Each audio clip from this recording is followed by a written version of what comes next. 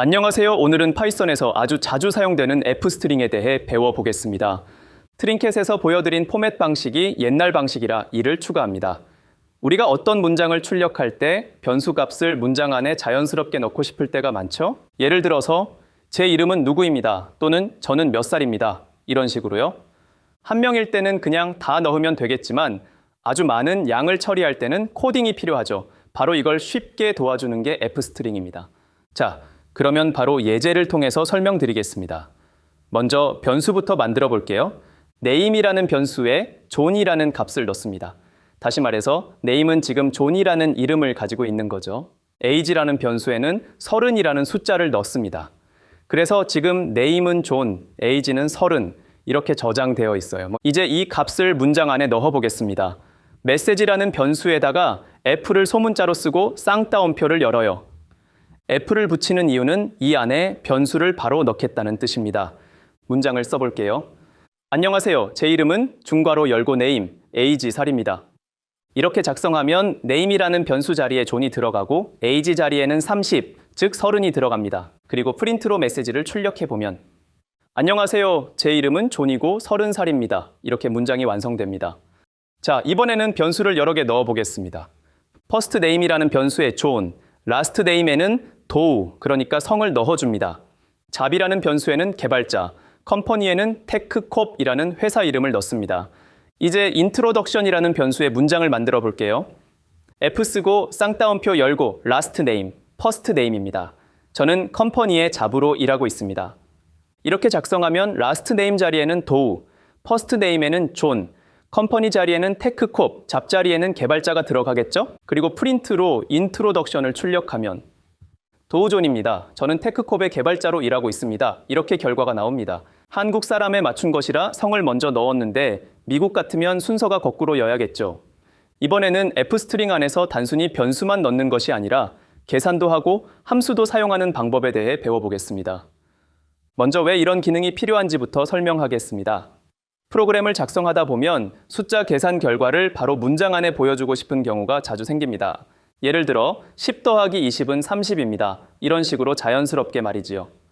이런 작업을 하려고 변수를 따로 출력하고 다시 계산해서 결과를 보여주려면 과정이 너무 복잡하고 불편합니다.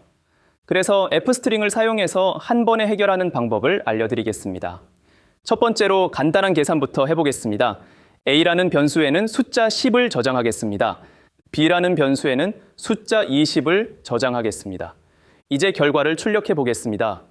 f를 사용하고 a 값 플러스 b 값은 a 더하기 b 결과입니다. 이렇게 문장을 만듭니다. 결과로 10 플러스 20은 30입니다. 라고 출력됩니다. 이번에는 빼기를 해보겠습니다. a 값 마이너스 b 값은 a 빼기 b 결과입니다. 이렇게 문장을 만듭니다. 결과로 10 마이너스 20은 마이너스 10입니다. 라고 출력됩니다. 이번에는 곱하기도 해보겠습니다. a 값 곱하기 b 값은 a 곱하기 b 결과입니다. 라고 작성합니다. 결과로 10 곱하기 20은 200입니다. 라고 출력됩니다.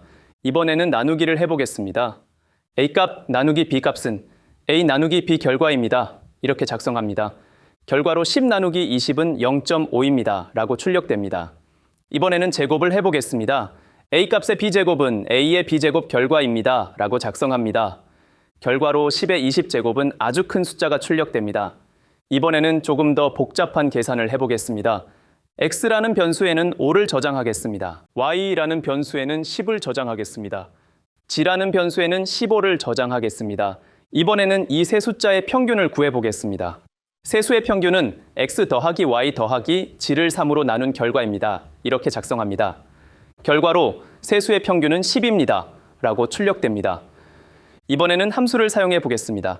최대값과 최소값을 문장 안에 넣어 보겠습니다. 최대값은 max 함수로 xyz를 비교한 결과입니다. 최소값은 min 함수로 xyz를 비교한 결과입니다. 결과로 최대값은 15입니다. 최소값은 5입니다. 이렇게 출력됩니다. 다음은 파이썬에서 문자열을 다루는 다양한 방법을 배워보겠습니다. 먼저 문자열 메서드라는 것이 무엇인지부터 설명하겠습니다. 문자열 메서드는 문자열을 변형하거나 원하는 정보를 찾거나 특정 작업을 쉽게 할 수 있도록 도와주는 기능입니다. 예를 들어 문장을 전부 대문자로 바꾸거나 첫 글자만 대문자로 바꾸는 것, 이런 것들이 다 문자열 메서드를 이용하는 것입니다. 바로 예제를 보면서 설명하겠습니다. 메시지라는 변수에 헬로 컴마 월드 느낌표, 이렇게 소문자로 된 문장을 저장하겠습니다. 이제 이 메시지를 다양한 방식으로 출력해 보겠습니다.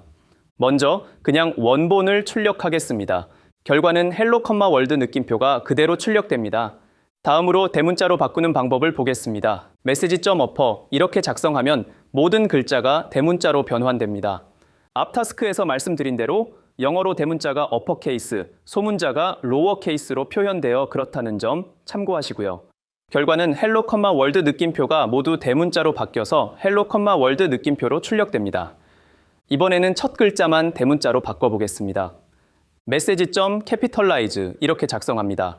그러면 결과는 첫 글자만 대문자로 바뀌어서 헬로 컴마 월드 느낌표로 출력됩니다.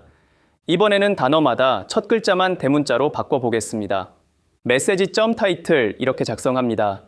결과는 헬로는 대문자 H, 월드는 대문자 W로 바뀌어서 헬로 컴마 월드 느낌표로 출력됩니다. 이번에는 월드라는 단어가 문자열에서 어디에 위치하는지 알아보겠습니다. 메시지.find 괄호 안에 월드라고 입력합니다. 결과는 7이라는 숫자가 출력됩니다. 이 뜻은 월드라는 단어가 7번째 위치에서 시작된다는 의미입니다. 이번에는 문자열을 어떻게 정렬하는지 배워보겠습니다. name1이라는 변수에 존이라는 이름을 저장하겠습니다. name2라는 변수에는 엘리자베스, name3라는 변수에는 마이클이라는 이름을 저장하겠습니다. 이제 각각 이름을 출력해 보겠습니다. 결과는 이름 존, 이름 엘리자베스, 이름 마이클 이렇게 출력됩니다. 이번에는 정렬을 해보겠습니다. 먼저 왼쪽 정렬입니다. F를 쓰고 이름 콜론, 이름 변수, 콜론 왼쪽 정렬 기본, 10글자 공간으로 지정하겠습니다. 여기서 10은 칸수이고 작다는 꺽쇠가 좌측으로 정렬시키고 크다는 꺽쇠가 우측으로 정렬, 위로 향한 꺽쇠는 중간으로 가게 합니다. 결과는 이름이 왼쪽에 맞춰지고 빈 공간은 오른쪽으로 채워지게 됩니다. 이번에는 오른쪽 정렬입니다. 이번에는 콜론 다음에 오른쪽 정렬 기호를 사용하고 똑같이 10글자 공간을 지정하겠습니다. 결과는 이름이 오른쪽으로 붙고 왼쪽에 빈 공간이 생깁니다. 이번에는 가운데 정렬입니다. 이번에는 가운데 정렬 기호를 사용하겠습니다. 결과는 이름이 가운데로 정렬되고 좌우에 같은 크기의 빈 공간이 생깁니다. 이번에는 빈 공간에 다른 문자를 넣어서 꾸며 보겠습니다. 패딩이란 말은 나중에 딥러닝 하실 때 엄청 많이 듣게 될 단어로 여기서는 그냥 본래 내용에다 패딩 입힌다고 생각하세요. 별표로 꾸미고 싶으면 가운데 정렬 기호 대신 별표를 써줍니다. 결과는 이름 앞뒤로 별표가 채워져서 예쁘게 꾸며진 형태로 출력됩니다. 대시로 꾸미고 싶으면 별표 대신 대시를 씁니다. 결과는 이름 앞뒤로 대시가 채워져서 출력됩니다. 마지막으로 점으로 꾸미고 싶으면 점을 사용합니다. 결과는 이름 앞뒤로 점이 채워져서 출력됩니다.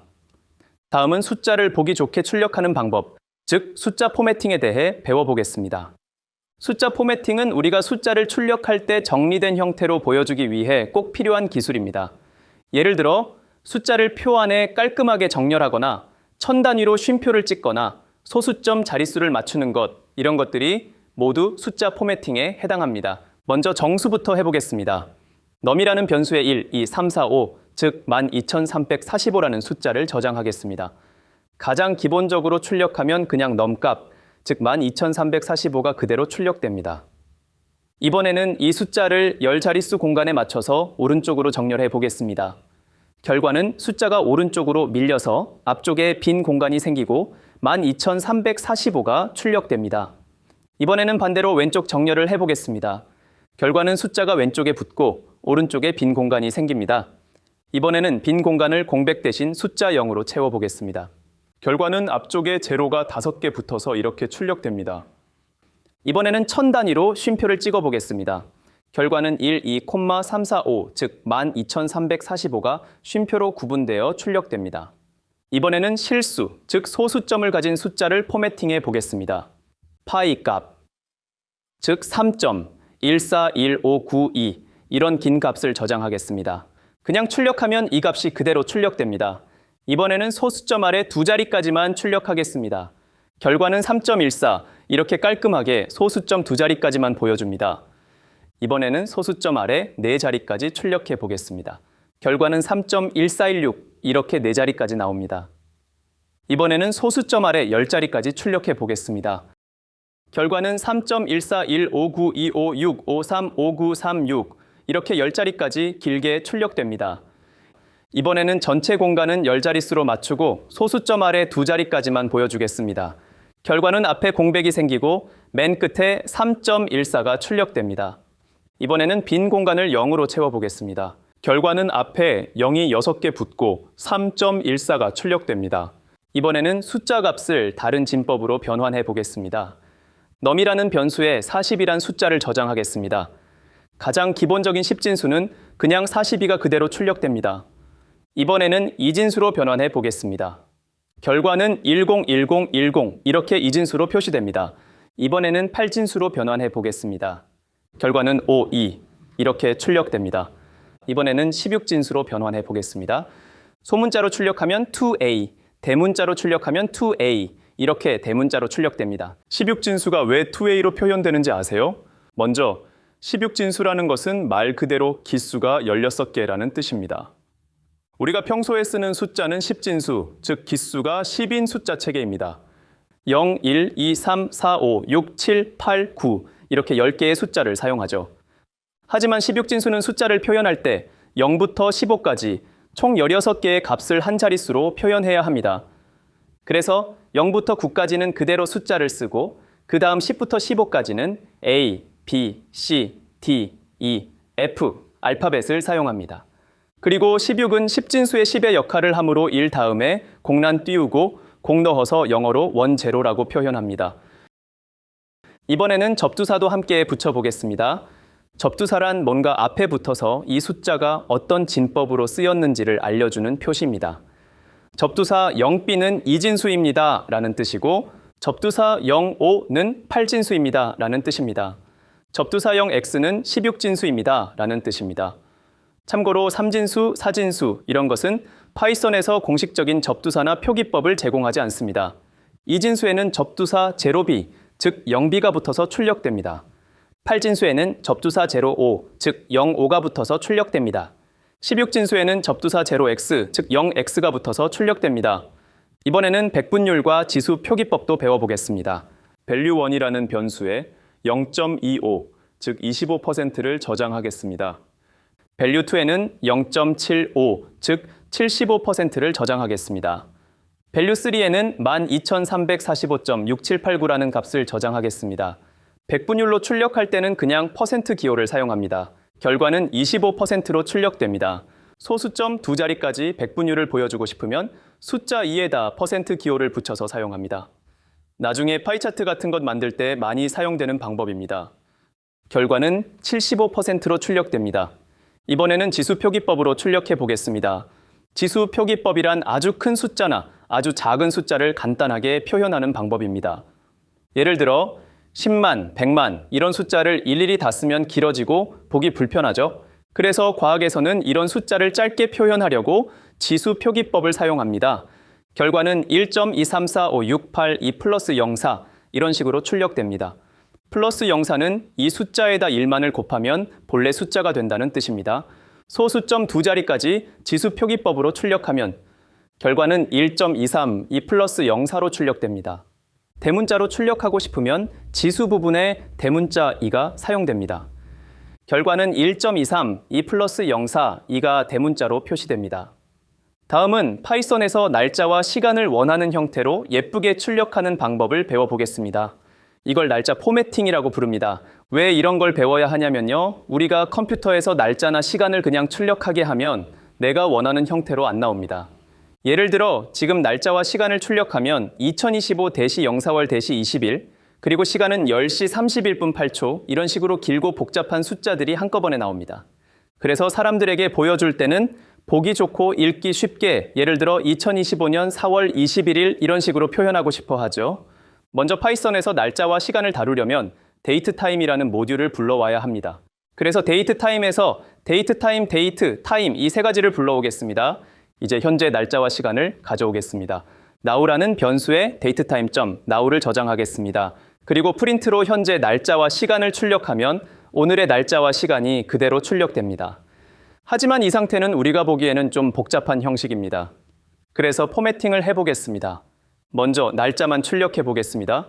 연도, 월, 일 순서로 출력하고 싶을 때는 y-m-d 이렇게 지정합니다. 여기서 퍼센트 기호는 포맷을 지정하는 역할을 합니다. 결과는 2025-04-21 이런 식으로 깔끔하게 출력됩니다. 이번에는 다른 형식으로 날짜를 출력해 보겠습니다. 1/월/연도 순서로 출력하고 싶으면 d/m/y를 사용합니다. 결과는 21/04/2025 이렇게 출력됩니다. 이번에는 미국식 날짜 형식을 사용해 보겠습니다. 월/일/연도 순서로 출력하려면 m/d/y를 사용합니다. 결과는 04/21/2025 이렇게 출력됩니다. 이번에는 한글 형식으로 날짜를 출력하겠습니다. 연도 뒤에 년, 월 뒤에 월, 일 뒤에 일을 붙입니다. 결과는 2025년 04월 21일 이런 식으로 자연스럽게 출력됩니다. 이번에는 시간을 출력해 보겠습니다. 먼저 기본적인 시간 형식입니다. 시간 콜론분 콜론초 이렇게 출력되는데 이건 24시간제 기준입니다. 결과는 10시 31분 8초 이런 식으로 나옵니다. 12시간제 형식을 사용해 보겠습니다. 23시 이런 것이 아니라 밤 11시 이런 식인 거죠. 시간 뒤에 AM 또는 PM, 즉 오전 오후 표시가 붙습니다. 결과는 10시 31분 8초 AM 이런 식으로 표시됩니다. 이번에는 한글로 시간 표시를 해보겠습니다. Y 뒤에 년, M 뒤에 월, D 뒤에 일을 붙입니다. 결과는 10시 31분 8초 이렇게 자연스럽게 읽을 수 있는 형식으로 나옵니다. 이번에는 날짜와 시간을 한 줄로 같이 출력해 보겠습니다. 연도, 월, 일, 그리고 시간까지 모두 붙여서 출력합니다. 결과는 2025-04-21 그리고 10시 31분 8초 이런 식으로 나옵니다. 이번에는 한글 형식으로 날짜와 시간을 모두 출력해 보겠습니다. 결과는 2025년 04월 21일 10시 31분 8초 이렇게 완전한 한글 표현으로 출력됩니다. 이번에는 요일과 월 이름도 출력해 보겠습니다. 요일을 출력하려면 A를 사용합니다. 결과는 먼데이, 즉 월요일이 출력됩니다. 요일을 짧게 축약해서 출력하고 싶으면 소문자 A를 사용합니다. 결과는 먼 이렇게 세 글자로 요약됩니다. 이번에는 월 이름을 출력하겠습니다. B를 사용하면 에이프릴, 즉 4월이라는 월 이름이 영어로 출력됩니다. 월 이름도 축약형으로 출력하고 싶으면 소문자 B를 사용합니다. 결과는 APR 이렇게 짧게 출력됩니다. 이번에는 특정 날짜를 출력해 보겠습니다. 버스데이라는 변수에 1990년 5월 15일이라는 날짜를 저장하겠습니다. 그리고 한글 형식으로 생일 날짜를 출력하면 1990년 5월 15일 이렇게 나옵니다. 이번에는 생일의 요일까지 같이 출력하겠습니다. 결과는 1990년 5월 15일 화요일 이렇게 요일까지 같이 보여줍니다. 마지막으로 시간 객체를 사용해 보겠습니다. 미팅타임이라는 변수에 오후 2시 30분을 저장하겠습니다. 시간을 한글 형식으로 출력하면 14시 30분 이렇게 나옵니다. 이번에는 12시간제로 출력하겠습니다. 결과는 2:30pm, 즉 오후 2시 30분으로 표시됩니다. 이제 실제로 우리가 많이 다루는 사용자 정보 같은 데이터를 어떻게 보기 좋게 출력할 수 있는지 배워보겠습니다. 사람 이름, 이메일, 나이 같은 정보가 여러 명 있을 때 그냥 막 출력하면 보기가 어렵습니다. 그래서 정보를 한눈에 알아보기 쉽게 정리해서 출력하는 방법을 알려드리겠습니다. 먼저 사용자 정보를 담은 데이터를 만들어 보겠습니다. 유저스라는 변수에 5명의 사용자를 저장하겠습니다. 각 사용자 정보에는 아이디, 이름, 이메일, 나이, 그리고 활성 상태가 포함되어 있습니다. 이제 이 사용자 정보를 하나씩 출력해 보겠습니다. 포문을 사용해서 유저스 안에 있는 사용자 정보를 하나씩 꺼내 오겠습니다. 각 사용자의 상태를 먼저 확인하겠습니다. 만약 활성 상태가 true면 상태는 활성이라고 표시하고 그렇지 않으면 비활성이라고 표시하겠습니다. 이제 프린트로 사용자 정보를 출력하겠습니다.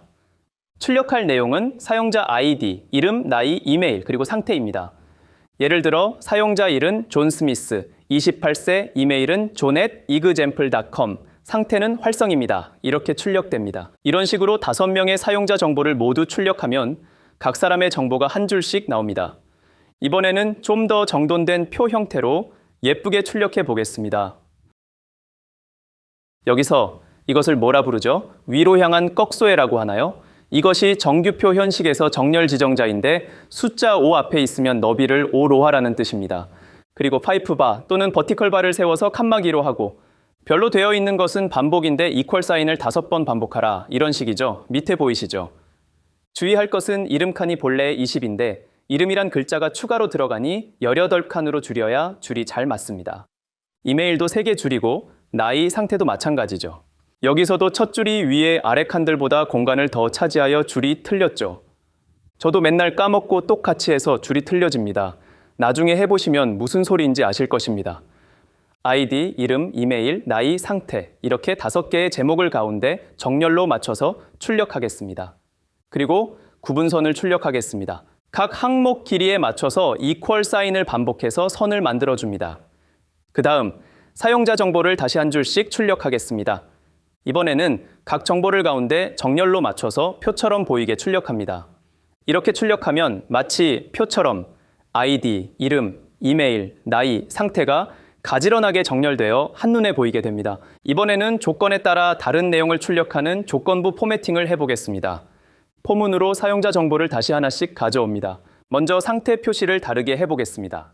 만약 사용자가 활성 상태면 상태를 활성 체크라고 표시하고 비활성 상태면 비활성 X라고 표시하겠습니다. 그리고 나이에 따라 청년, 장년, 중년으로 구분해서 설명도 추가하겠습니다. 나이가 30보다 작으면 청년, 30 이상, 40 미만이면 장년, 40 이상이면 중년으로 구분하겠습니다. 그리고 이름, 나이, 나이에 대한 설명, 상태를 함께 출력하겠습니다. 예를 들어 이름은 존 스미스, 나이는 28세, 청년, 상태는 활성 체크, 이런 식으로 출력됩니다. 이렇게 하면 숫자만 보여주는 것보다 훨씬 더 직관적이고 이해하기 쉬운 정보가 제공됩니다. 이제 학생 성적 데이터를 테이블로 깔끔하게 출력하는 방법을 알아보겠습니다. 먼저 학생들의 성적 데이터를 다룰 때 그냥 숫자만 줄줄 나열하면 알아보기가 매우 어렵습니다. 그래서 보기 쉽고 정리된 표 형태로 출력하는 방법을 배워보겠습니다. 먼저 학생 정보를 담고 있는 데이터를 만들어 보겠습니다. 스튜던츠라는 변수에 5명의 학생 이름과 각각 수학, 영어, 과학 점수를 저장하겠습니다. 이제 테이블 형태로 출력할 제목을 먼저 만들어 보겠습니다. 제목에는 이름, 수학, 영어, 과학, 평균, 학점 이렇게 6개 항목을 넣습니다. 여기서 포매팅을 사용해서 이름은 왼쪽 정렬, 수학과 영어, 과학 점수는 가운데 정렬로 맞춰줍니다. 그리고 평균은 소수점 한 자리까지만 보여주고 학점은 알파벳으로 표시하겠습니다. 제목줄 아래에는 구분선을 넣어 표의 형태를 더 잘 보이게 만들어줍니다. 이제 학생 정보를 한 명씩 출력하겠습니다. 포문으로 스튜던트 리스트 안에 있는 학생 정보를 하나씩 가져옵니다. 각 학생의 평균 점수는 수학, 영어, 과학 3과목 점수를 더한 다음 3으로 나눠서 구합니다.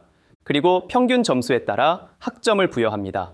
평균이 90 이상이면 A 학점, 80 이상이면 B 학점, 70 이상이면 C 학점, 60 이상이면 D 학점, 그 외에는 F 학점을 줍니다. 이제 학생 이름과 과목별 점수, 평균 점수, 학점을 포매팅해서 출력합니다. 예를 들어 에일리스 존스는 수학 95점, 영어 88점, 과학 92점이고 평균은 91.7, 학점은 A로 출력됩니다. 5명의 학생 정보를 모두 출력하면 표 형태로 아주 정리된 결과를 확인할 수 있습니다. 이번에는 과목별로 평균 점수, 최고 점수, 최저 점수를 출력해 보겠습니다. 먼저 과목별 점수를 따로 모으겠습니다. 수학 점수는 매스 스코어라는 리스트에, 영어 점수는 잉글리쉬 스코어, 과학 점수는 사이언스 스코어라는 리스트에 각각 저장하겠습니다. 이제 과목별 통계 제목을 출력하겠습니다. 과목, 평균, 최고점, 최저점이라는 항목으로 표를 만듭니다. 그리고 수학, 영어, 과학 각각에 대해 평균 점수, 최고 점수, 최저 점수를 계산해서 출력하겠습니다. 평균은 해당 과목 점수를 모두 더해서 학생 수로 나눈 값으로 구하고 최고점과 최저점은 맥스와 민 함수를 사용해서 쉽게 찾을 수 있습니다. 예를 들어 수학의 평균은 87점, 최고점은 95점, 최저점은 78점으로 출력됩니다. 이렇게 과목별 통계도 표로 정리해서 한눈에 볼 수 있게 됩니다. 칸 조절은 실패했죠. 평균, 최고점, 최저점 칸을 각자 줄여주세요. 다음은 실제 비즈니스에 쓸 수 있는 판매 보고서를 만드는 방법을 배워보겠습니다. 숫자와 데이터를 그냥 출력하는 것보다 보기 좋고 이해하기 쉽게 정리된 보고서를 만드는 것이 훨씬 유용합니다. 먼저 판매 데이터를 준비하겠습니다.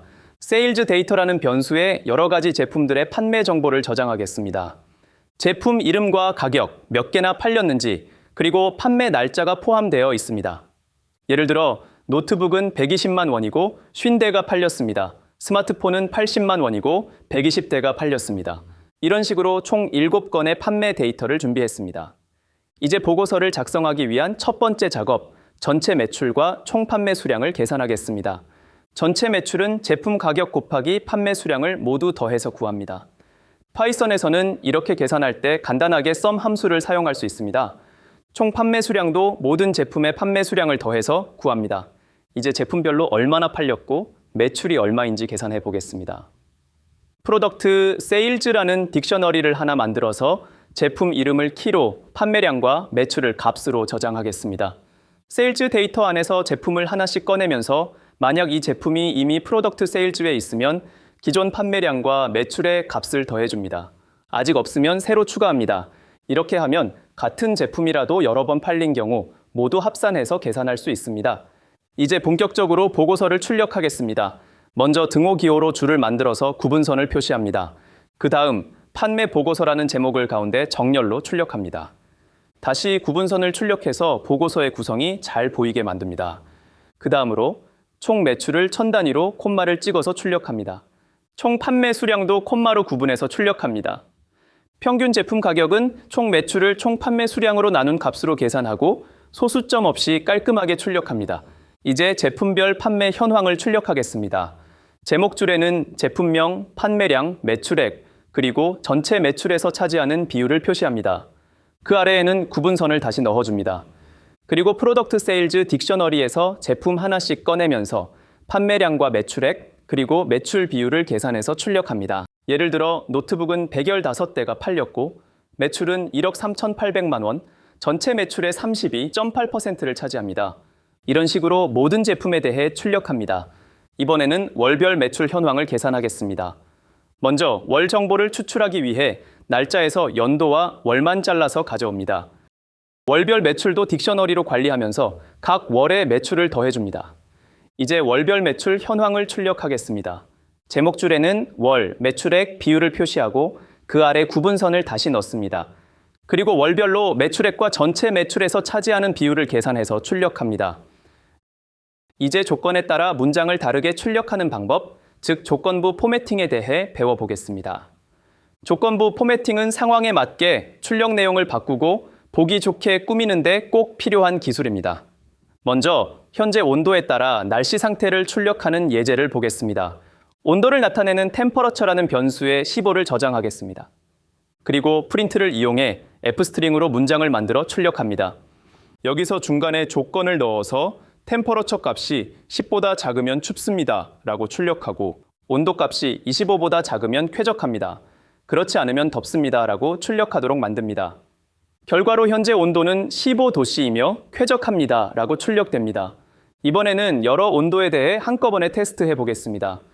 포문을 사용해서 5, 15, 28, 35 이렇게 4개의 온도 값을 차례로 넣어 보겠습니다. 각각의 온도에 대해 먼저 날씨 상태를 결정하겠습니다. 온도가 10보다 작으면 춥습니다. 25보다 작으면 쾌적합니다. 그렇지 않으면 덥습니다로 설정합니다. 그리고 어떤 옷을 입어야 할지도 같이 추천하겠습니다. 10보다 낮으면 두꺼운 옷, 25보다 낮으면 가벼운 옷, 그 외에는 얇은 옷을 추천합니다. 그리고 프린트로 온도와 함께 날씨 상태, 추천 옷차림을 출력합니다.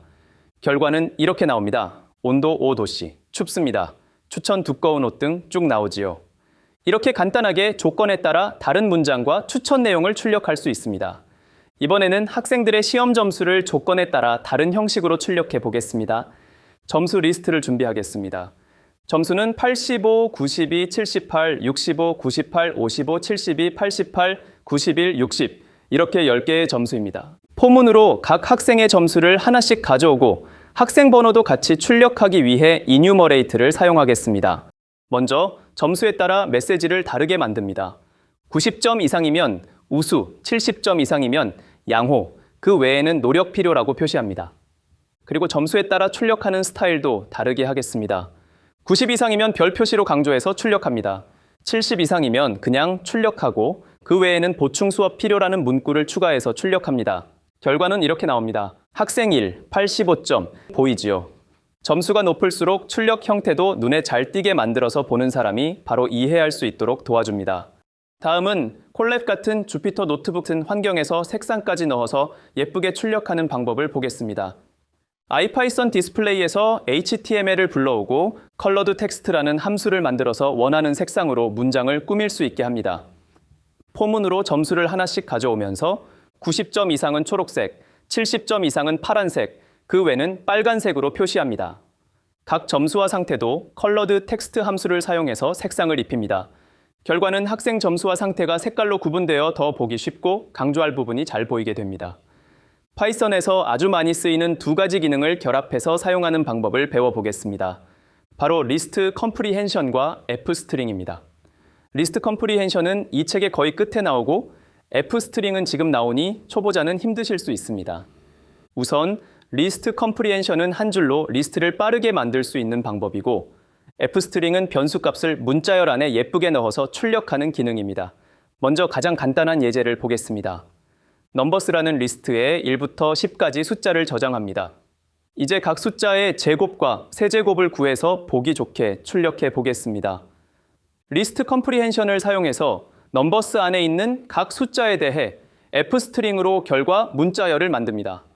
예를 들어 넘버가 1이면 1 출력하고 콜론 찌고 1의 제곱은 1, 1의 세제곱은 1 이렇게 만들어집니다. 이렇게 만들어진 계산 결과들을 calculations라는 리스트에 저장합니다. 그리고 포문으로 이 리스트 안에 있는 문장들을 하나씩 출력합니다. 결과는 1의 제곱은 1, 1의 세제곱은 1, 2의 제곱은 4, 2의 세제곱은 8 이런 식으로 쭉 출력됩니다. 이번에는 조건을 넣어서 짝수인지 홀수인지 구분해서 출력해 보겠습니다. result라는 리스트를 하나 만듭니다. 리스트 컴프리헨션에서 1부터 10까지 숫자를 반복하면서 각 숫자가 2로 나누어 떨어지면 짝수, 그렇지 않으면 홀수라고 표시합니다. f스트링으로 숫자는 짝수입니다. 또는 숫자는 홀수입니다. 이런 문장을 만들어 넣습니다. 그리고 역시 포문으로 출력하면 1은 홀수입니다. 2는 짝수입니다. 3은 홀수입니다. 이런 식으로 나옵니다. 이번에는 조건을 넣어서 짝수의 제곱만 출력해 보겠습니다. even squares라는 리스트를 만듭니다. 1부터 20까지 숫자를 반복하면서 만약 그 숫자가 짝수면 숫자에 제곱하고 콜론 찍고 숫자 곱하기 숫자 이런 문장을 리스트에 추가합니다. 그리고 출력할 때는 짝수의 제곱이라는 제목을 출력하고 각 문장을 줄줄이 출력합니다. 결과로는 2의 제곱은 4 이런 식으로 짝수만 출력됩니다. 이제 중첩 리스트 컴프리헨션을 사용해서 구구단을 만들어 보겠습니다. 멀티플리케이션 테이블이라는 리스트를 만듭니다. 이 리스트는 이중 리스트로 바깥쪽 포문에서는 2단부터 9단까지 반복하고 안쪽 포문에서는 1부터 9까지 곱셈 결과를 만들어 저장합니다. f스트링으로 이 곱하기 1은 곱한 값 이런 문장을 만들도록 줄 바꾸면 넣습니다. 이제 포문으로 출력할 때는 먼저 몇 단인지 출력하고 해당 단의 곱셈 결과를 쭉 출력합니다. 결과로는 구구단 전체가 잘 정리되어 출력됩니다. 보시다시피 이런 식으로 나옵니다. 이제 사용자 정의 클래스를 f스트링과 함께 멋지게 활용하는 방법을 알려드리겠습니다. 파이썬에서 클래스를 만들고 f스트링을 사용해서 정보를 보기 좋게 출력하는 방법을 배워보겠습니다. 이렇게 하면 객체 안에 저장된 정보를 직접 출력하거나 계산한 결과를 한눈에 알아보기 쉽게 보여줄 수 있습니다. 먼저 사람 정보를 저장하는 클래스를 만들어 보겠습니다. person이라는 클래스를 정의합니다. 이 클래스는 이름과 나이, 직업을 저장할 수 있도록 만들어졌습니다. 생성자 메서드인 init 메서드에서 name, age, 잡이라는 세 가지 값을 받아서 객체 안에 저장합니다. 그리고 프린트로 객체를 출력할 때 어떤 내용이 보이게 할지 결정하는 스트링 메서드를 정의합니다.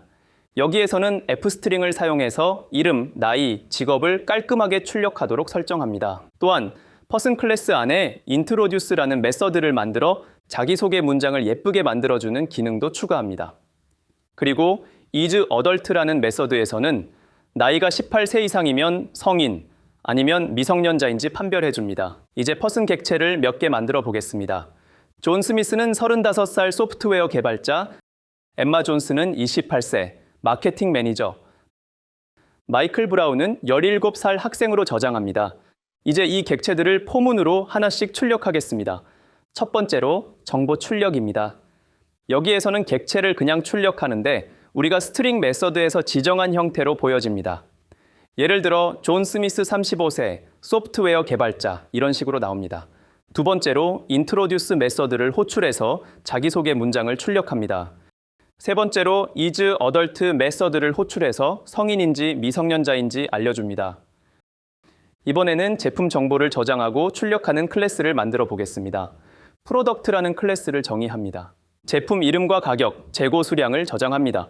스트링 메서드에서는 f스트링으로 제품 이름과 가격, 그리고 재고 수량을 보기 좋게 출력합니다. 가격은 1000단위로 콤마를 넣어서 출력하고 재고는 몇 개인지 알려줍니다. 그리고 representation, 즉 언더바 레프레 메서드도 정의합니다. 이건 주로 개발자가 객체 정보를 확인할 때 사용되는 형식입니다. 토탈 밸류라는 메서드를 추가해서 가격의 재고 수량을 곱한 총 재고 가치를 계산하는 기능도 넣습니다. 이제 프로덕트 객체를 몇 개 만들어 보겠습니다. 노트북은 120만 원에 15대, 스마트폰은 80만 원에 25대, 이어폰은 20만 원에 50대로 저장합니다. 이제 이 제품 정보를 포문으로 하나씩 출력하겠습니다. 먼저 스트링 방식으로 제품 정보를 출력합니다.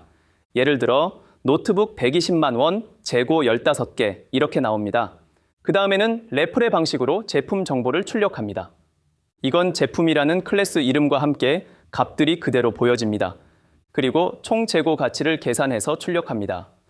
가격 곱하기 재고, 수량으로 계산하고 1000단위로 콤마를 넣어서 보기 좋게 만듭니다. 마지막으로 이 제품을 20% 할인했을 때 얼마가 되는지도 출력합니다. 가격의 0.8을 곱해서 할인된 가격을 계산하고 소수점 없이 출력합니다. 이렇게 하면 객체에 저장된 정보도 쉽게 볼 수 있고 필요한 계산도 바로바로 해서 보여줄 수 있습니다.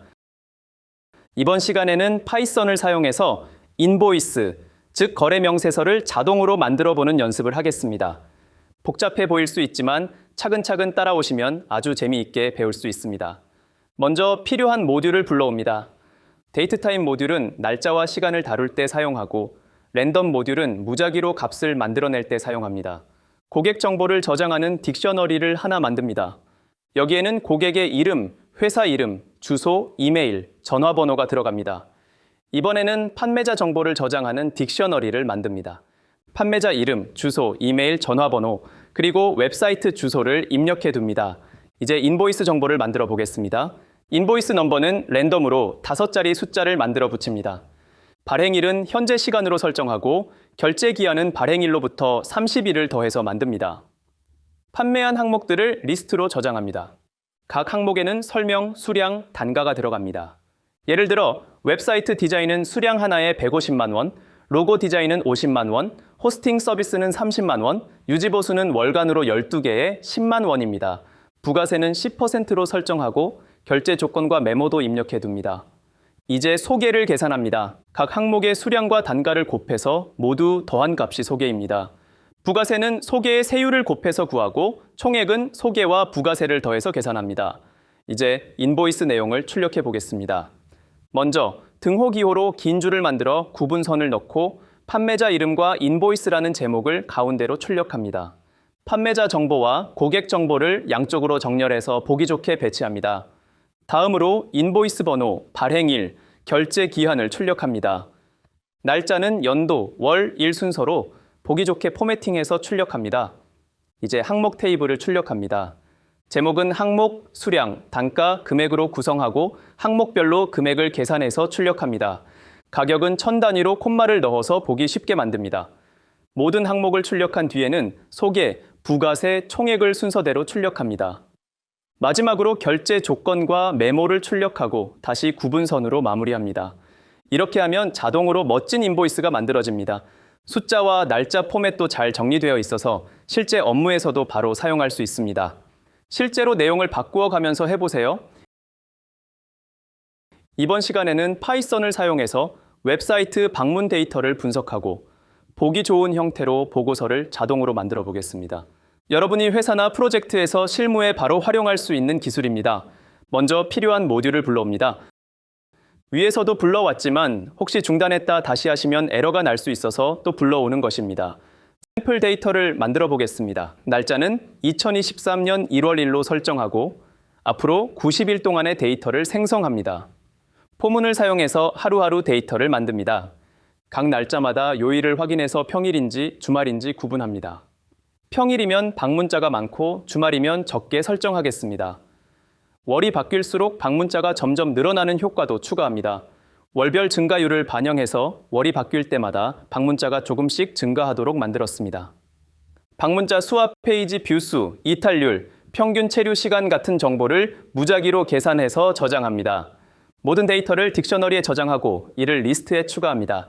이제 데이터를 월별로 집계하겠습니다. 포문을 사용해서 각 날짜 데이터를 순회하며 월별로 방문자 수, 페이지 뷰, 이탈률, 체류 시간 등을 누적해서 저장합니다.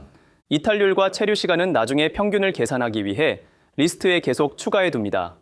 월별 평균도 계산합니다. 각 월마다 이탈률과 체류 시간의 평균을 구하고 방문자당 평균 페이지 수를 계산합니다.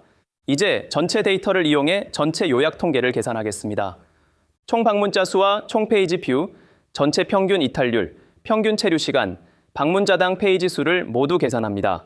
이제 보고서를 출력하겠습니다. 등호 기호로 긴 줄을 만들어 구분선을 표시하고 웹사이트 트래픽 분석 보고서라는 제목을 가운데 정렬로 출력합니다. 분석 기간도 출력합니다. 먼저 전체 요약을 출력하겠습니다. 총 방문자 수, 총 페이지 뷰, 평균 이탈률, 방문자당 페이지 수, 평균 체류 시간을 보기 좋게 출력합니다. 평균 체류 시간은 초 단위를 분과 초로 나눠서 사람이 이해하기 쉽게 보여줍니다. 다음으로 월별 통계를 출력합니다. 코드 줄이 잘려서 잠시만 사이즈를 줄입니다. 각 월에 대해 방문자 수, 페이지 뷰, 이탈률, 방문자당 페이지 수, 평균 체류 시간을 한 줄에 정리해서 출력합니다. 체류 시간도 분과 초로 나눠서 출력하고 모든 숫자는 1000 단위로 콤마를 넣어서 보기 쉽게 만듭니다. 이제 화면 사이즈 다시 늘리고 마지막으로 월별 성장률을 계산해서 출력합니다.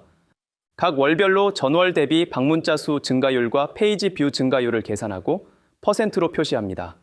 이렇게 하면 어떤 달에 성장했는지 한눈에 확인할 수 있습니다. 마지막으로 보고서 생성일을 출력하고 구분선으로 마무리합니다. 이렇게 하면 자동으로 전문적인 웹사이트 트래픽 보고서가 만들어집니다. 이번 시간에는 파이썬 3.8 버전 이상에서 사용할 수 있는 새로운 디버깅 기법을 알려드리겠습니다. 이 방법을 사용하면 코드에 문제가 있을 때 변수값이 어떻게 변하는지 빠르게 확인할 수 있습니다. 디버깅을 하는 이유는 코드에 숨겨진 문제를 빠르게 찾아내고 원하는 결과를 정확하게 얻기 위해서입니다. 먼저 간단한 변수 디버깅부터 시작하겠습니다. x라는 변수에 10을 저장하고 y에는 20을 저장합니다. 그리고 result라는 변수에는 x와 y를 더한 값을 저장합니다. 이제 프린트 문에서 f스트링을 사용하고 변수 이름과 등호를 그대로 써봅니다. f스트링 안에 x는 y는 x 플러스 y는 result는 이런 식으로 작성합니다. 결과를 보면 변수 이름과 값이 같이 출력됩니다. 이번에는 표현식을 넣어서 디버깅해 보겠습니다. name이라는 변수에 존이라는 문자열을 저장하고 age에는 30을 저장합니다. 프린트 문에서 name은 age는 name.upper는 그러니까 대문자로 변환한 값 name의 길이는 그리고 age 곱하기 2는 이런 식으로 다양한 표현식을 바로 출력해 보겠습니다. 이렇게 출력됩니다. 이번에는 포맷 지정자를 함께 사용해 보겠습니다. 프린트로 파이는 그대로 출력하고 소수 점 아래 두 자리까지만 출력하고 싶을 때는 파이는 .2f 이렇게 작성합니다. 결과는 파이는 3.14159 그리고 소수점 둘째 자리까지만 보면 3.14 이렇게 나옵니다. 이번에는 리스트와 함께 디버깅해 보겠습니다. 프린트로 넘버스는 리스트 내용이 바로 출력되고 리스트 길이는 리스트 안에 값들을 모두 더한 합계는 최소값과 최대값 그리고 리스트를 내림차순으로 정렬한 결과까지 한꺼번에 확인할 수 있습니다. 이렇게 출력됩니다. 마지막으로 함수 호출 결과도 쉽게 확인할 수 있습니다. calculate라는 함수를 만듭니다. 두 개의 숫자를 받아서 기본은 더하기 연산을 하고 만약 operation이라는 옵션에 multiply가 들어오면 곱하기를 하도록 만듭니다. 프린트로 calculate all을 호출하고 결과를 바로 출력합니다. 여러분이 타스크 40까지 끝내고 보시는 것이라면 그리 어렵지 않겠지만 타스크 11에서 이쪽으로 오셨다면 힘드실 것입니다. 그런 경우 처음 몇 개의 엑서사이즈만 보시고 나머지는 나중에 보셔도 됩니다. 수고하셨습니다. 다음 타스크에서 뵙겠습니다.